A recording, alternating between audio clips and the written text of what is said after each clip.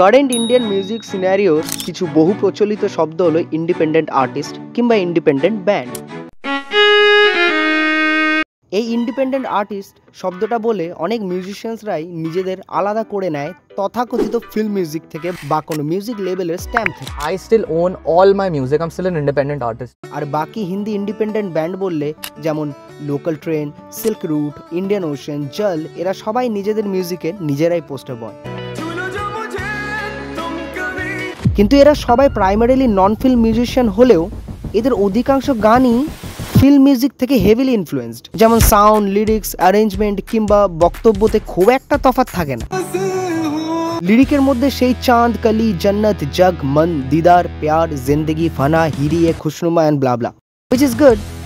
But কাউকে না জানিয়ে শোনালে যে কেউ জিজ্ঞেস করতেই পারে এটা কোন সিনেমার গান। গোদা কথা হলো ইন্ডিভিজুয়ালিটির অনেকটাই অভাব বা সেলফ অবজারভেশনের।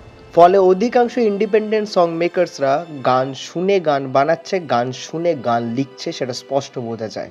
গান লেখাটাও যে একটা লিটারেচারের পার্ট, সেটার এখানে কোনো রিফ্লেকশন নেই। এটা রইল আমার ওপিনিয়ন, আপনারা ডিফার করতেই পারেন। এরকম আরও অ্যানালিসিস বা আলোচনার জন্য আপনারা এই ভিডিওটাকে শেয়ার করতে পারেন, আমার চ্যানেলটিকে সাবস্ক্রাইব করতে পারেন।